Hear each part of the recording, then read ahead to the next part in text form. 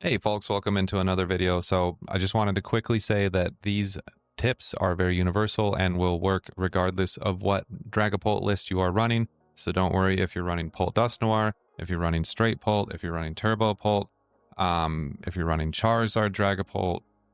I don't know about you Pult Iron Thorns people. You guys might need to go find your own thing. But everyone else, like, stick around. You're going to learn a lot. So let's jump straight into it. First thing that I always notice about people playing Dragapult is the incorrect understanding and usage of Budew. Now, I know most of us understand what this card does. For no energy, Itchy Pollen hits for 10 damage and stops your opponent from using items in their following turn. We all pretty much get that by now. However, there are some important things to keep in mind as we're deciding how long and when and where and why to use Budew.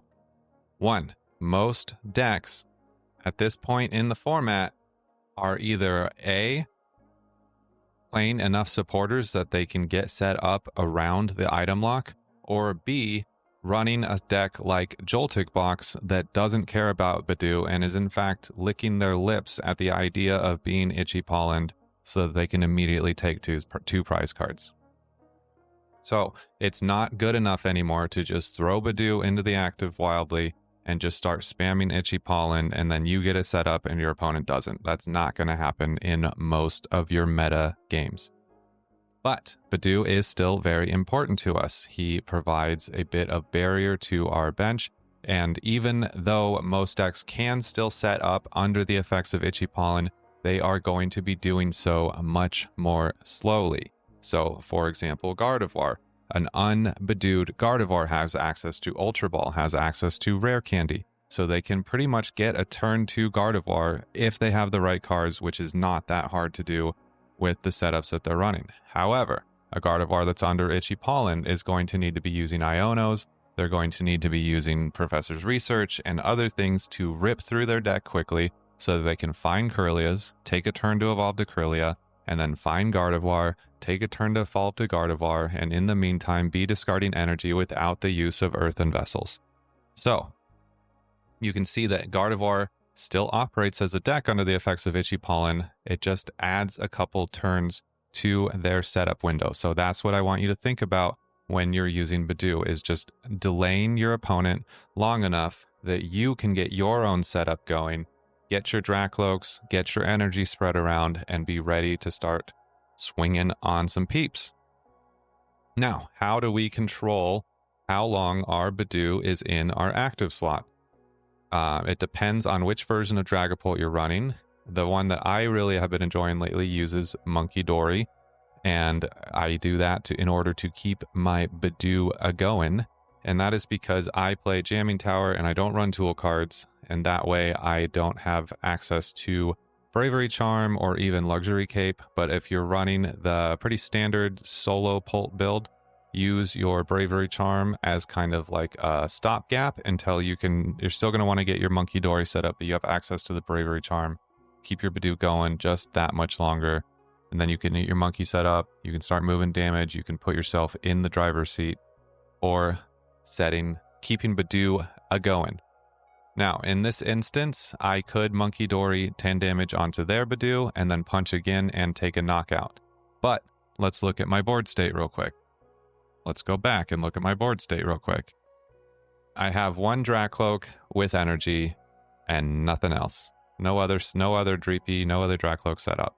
So, we are going to continue the Budew war by spreading damage to their bench instead until we can delay their setup long enough in order to get our own setup going. Now, most Archaludon decks would be running just Hammer In and they'd be punching our Budew, but thankfully this one is running a Budew, which is actually helping us in this case because it's giving us more time to set up. They're not being aggressive. I don't have to worry about anything because I have Monkey Dory. I can take as much time as I need to set up. So now, let's pause again. You can see I've got one Dracloak with a Fire. I've got one Dracloak with a Psychic. I'm pretty much rock and roll. I got a Dreepy that I can throw on the bench my next turn. Things are looking pretty good for me. So now I'm feeling like if I can get an energy here, I'm going to go in.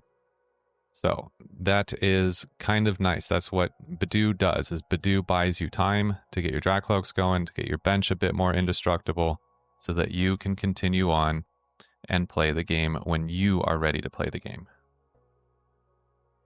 And we'll take another look at just when the opposite, basically. My opponent has nothing set up. They got nothing going on. My board state's not like anything to write home about, but I've got a Neo Upper in hand, I've got a Dracloak, I've got a Dreepy, I've got an Ultra Ball. So what I can do is I can Itchy Pollen for the knockout early here, leave them item locked with nothing set up on their bench at all, and then that just gives me one extra turn to get things going, and I can go in and be that much stronger for it. Next thing on the list of things that I see Dragapult players doing incorrectly is not properly spreading their energy around. And I will even call something out that I've been seeing. I saw it a lot at the Milwaukee Regionals, where apropos to what I have done here, they would have their targets set up a bit more sparsely. So if they had one Dracloak and one Dreepy, rather than putting the energy on the Dracloak, they would put it on the Dreepy. So now they're both worth about the same in their opponent's mind, because they're both going to take an additional turn to get set up. The Dreepy needs a Dracloak before it can get to Dragapult. Dracloak needs another energy before it can get to Dragapult. So they have been, if they have 1 and 1, putting the energy on the Dreepy instead. That way the Dracloak is not like just this one high bag priority target. You would never even look twice at the Dreepy. But in this case, I have another energy attachment. So the first one should have gone on the Dreepy, and then I would be putting one on the Dracloak here. But instead, we're just going to spread one to each, and that way we will be a bit more boss resistant. This is very important in the mirror especially, but it's pretty much important into all matchups, just to keep your energy spread around. Another thing I want to say is that often if you're in a Budew match like we were previously, your first energy is going to go onto, your first luminous energy is going to go onto Monkey Dory so that you can keep the match going. Now, I do want to call out a misplay here as well, where I attached the psychic energy from hand for turn to this Dracloak here before taking that prize card and seeing what was in my prizes, which was not expecting it, but I actually hit the Dragapult EX that was prized. Had I waited, I could have attached that to the Dracloak with a fire, evolved to Dragapult, and then started swinging straight away. So just make sure you have all of the information available to you. So use all your recon directives. If you're going to take prize cards with like a Monkey Dory, take those, or a Dust Noir, take those prize cards first, and then decide where you want your energy to be attached. Don't attach your energy first. It should be one of the last things you do in the sequence of your turn. And then again, this is just showcasing that oftentimes my first energy attach will be onto that Monkey Dory so that I can sustain my Budew, keep them going. If you play Bravery Charm and you know you got a little bit more time, you could maybe consider spreading it. But honestly, even then, I think it would still be Monkey Dory priority, just so you can keep Budew going and be in charge of the wars. All right, now this is a bit more complicated of a subject and will probably leave you with the most questions. So if I say anything and it doesn't cover what you've been pondering, please leave a question down in the comments below. I'm very, very quick with responses. I'd love to have more of an in-depth conversation with you down there. So feel free to reach out with anything. I'd love to fill in some knowledge gaps for you. But this topic is going to be about when to go in, when to wait, when to get aggressive, all of those things. And this is much more of an art than it is a science.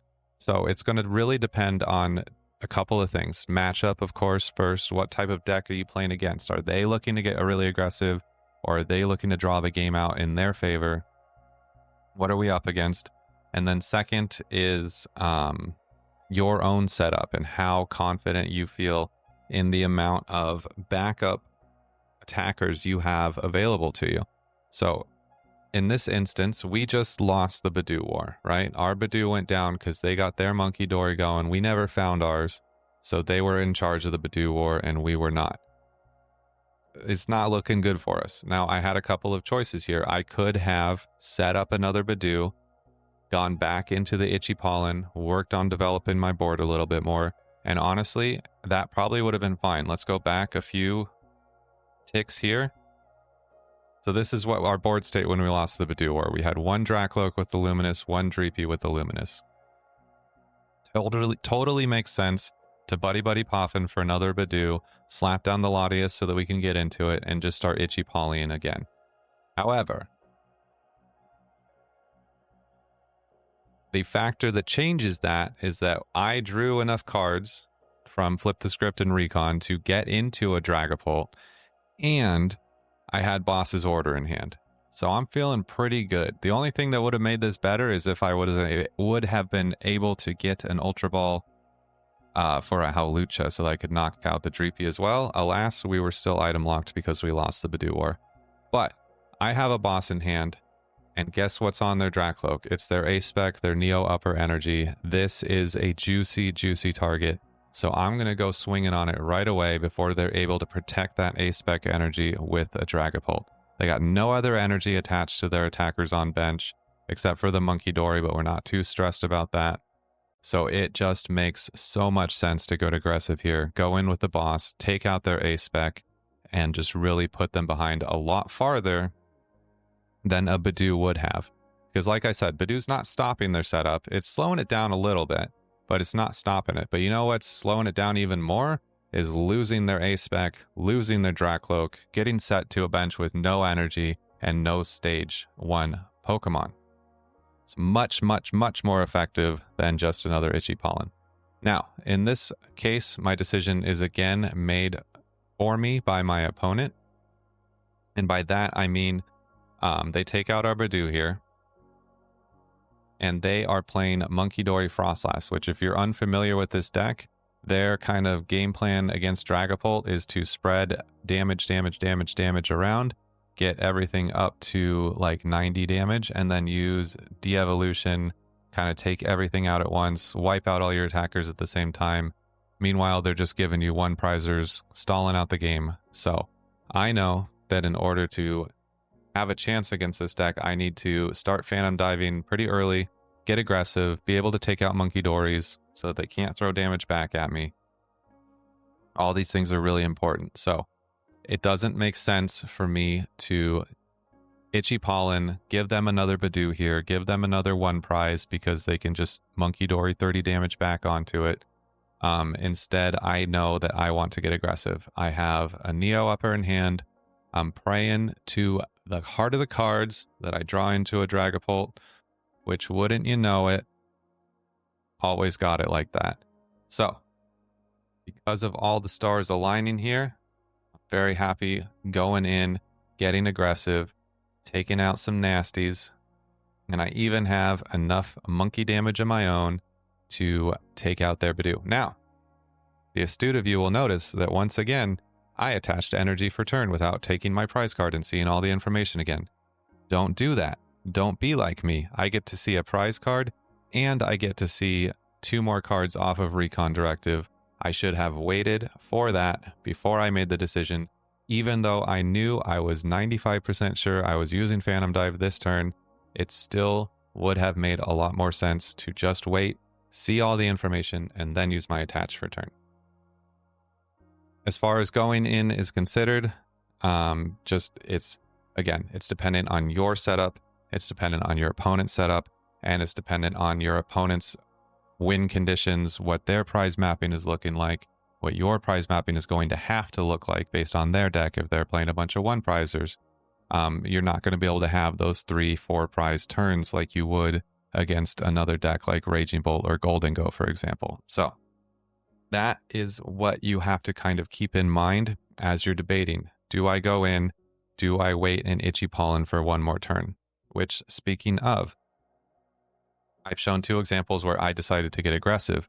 What we're missing here is an example of when to just chill and Itchy Pollen one more time. So I'd just like to kind of touch on that while this plays in the background. And that is that you have to kind of weigh the risk versus reward.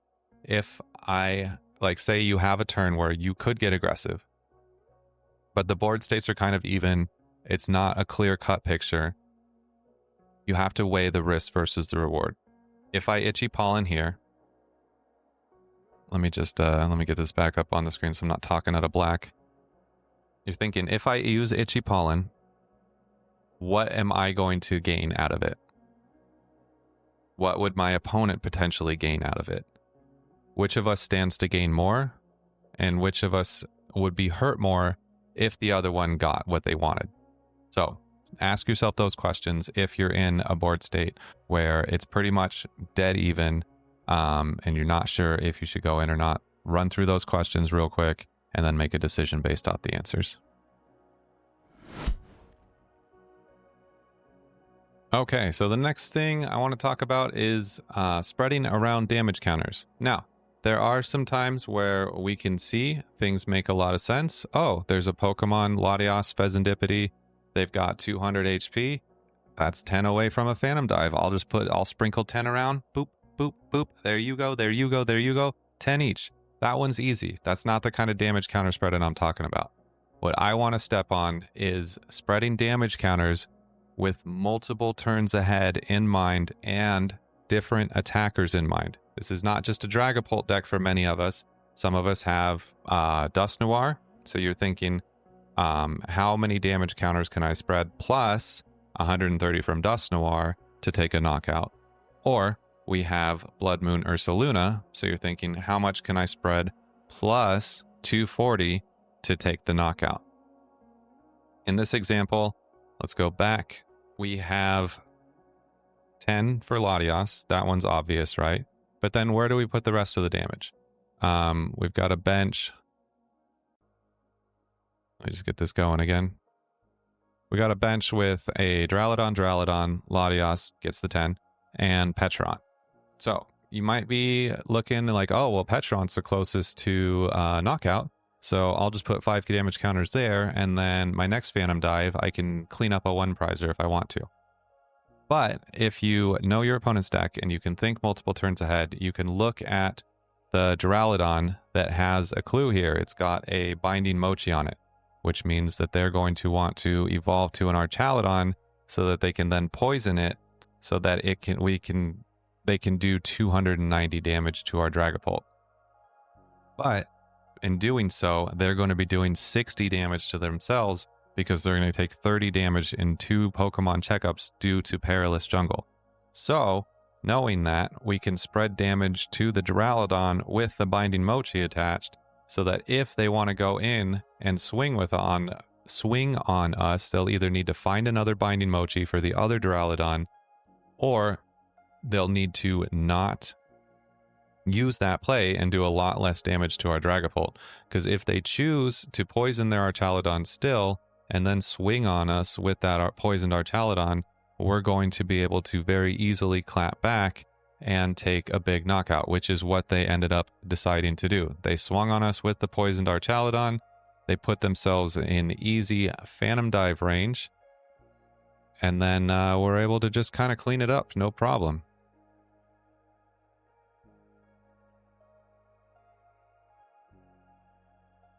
Should have thrown down a jamming tower just to lessen the amount of damage that my Dragapult took. That would have been funny too. But we didn't need to, because that gives us our last 3 prize cards. We were still able to monkey enough over to the patch. So you can see, again, let me go all the way back. Even though we left the patch at 10, we knew we had a monkey. We knew we were getting swung on. We knew we could move 30 over and clean up that patch again with the next Phantom Dive, even though we didn't spread any damage to it with the first one. And that way, we're able to cinch up 3 prize cards and go ahead and take that double knockout there accordingly. The other thing to keep in mind when you're deciding where to put your damage counters is, there's this weird rare use case where there are certain things that are not triggered by the damage from Phantom Dive. Phantom Dive damage counts as an effect of an attack. It is not direct damage from an attack. So there's a lot of cards like Legacy Energy that read this Pokemon knocked out by damage from an attack. Experience share would be another case where it has to be damage from an attack. Same thing with like heavy baton.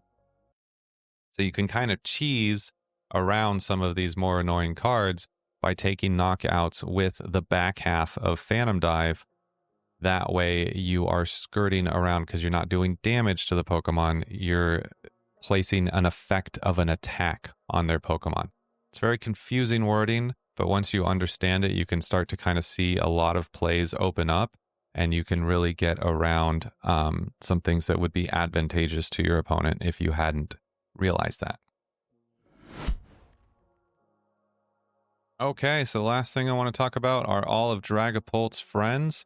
I've got a couple of Hawlucha scenarios here. You can see in this one, this game I had to start Hawlucha in my active. So I could really use him right now. So I went ahead and just did a quick Turo play. Wasn't really planning on using Turo again this game. And I wanted to take out their Charmander since they just retreated their Zard to the bench and tore all the energy off of it. So I did a quick cheeky little Turo to pick Hawlucha up and slam him back down again so that I could actually use his ability since I was forced to start with him. Just something to consider if you ever get to a point where you need another flying entry in your game. Not saying that I would recommend it in most games. That was a pretty unique use case. Here's another example of Hawlucha. Touched on this one just previously, but I want to just show how those damage numbers kind of lined up. You have to pay extra attention because remember, Hawlucha only does damage to the bench, so you just got to get your sequencing right. Make sure that you get it onto the bench Pokemon before you gust them up. It can be a real pain in the behind if you use your gust first and then realize, that needed Hawlucha. So just pay attention to that, and then always kind of keep it in the back of your mind, I think would be the next best tip. Especially use it to chase down attackers and key support Pokemon. So it is fantastic for taking out Hoots. I know a lot of people will go after 210 HP Pokemon with the Hawlucha, which is an okay use case. But honestly, getting aggressive with it in the early game and taking out a Hoot or taking out an attacker that needs to evolve really puts the enemy quite a bit farther behind than just opening up a 2-prizer in the late game by dropping it from 210 to 200 HP so that you can hit it with a Phantom Dive. So keep that in mind. Lucha in the early game to disrupt setup is very, very powerful. Now, I don't have much footage of the other attackers, but let's just go cover them real quick. All right, making his way into quite a few Dragapult lists is Blood Moon Ursaluna EX. And I'll tell you, when you're first picking up a Dragapult list that runs this guy, it is so easy to forget that he even exists. As I touched on in the damage spreading scenario, always remember at the end of the game, you have a 240 punch available for you. So if you can set up a 2-prize attack, a 2-prize knockout by getting it down below 240 HP, keeping in mind that you can get Ursaluna into the game at the end can be really, really powerful. I've seen so many people that will just like not prepare the Ursaluna or prepare anything to be knocked out by the Ursaluna, still try to scramble to get it in play at the end of the game, but then just end up swinging for 240, not being able to do anything with it. Also important is to understand that you can cycle Blood Moon Ursaluna. It does say during your next turn, this Pokemon can't attack. However, if Blood Moon goes back to the bench or is picked up with a Turo, that effect resets. So you can use a switch card. You can switch it into a Pokemon that has a retreat cost that's able to be played, either because it has no retreat or it has energy on it. And then you retreat that Pokemon, go back into Blood Moon Ursaluna. Now it's been reset. It is allowed to attack again the following turn, and you can punch again for 240. Same thing, a little bit more obvious with the Turo. You can pick him up, put him back down, get him back in the active, and then you can swing again for 240. So keep that in mind, and remember to be thinking about Blood Moon Ursaluna the entire game and getting some knockouts set up for him at the end. But those are the 5 things to start thinking about right away that will improve your Dragapult games greatly. Start seeing you some more dubs. If you found any of these tips useful, please leave a like, subscribe. I do lots of just kind of easy to understand breakdowns of some pretty intense game topics here. So if you're liking what you're seeing, follow the channel and you'll be seeing more of it.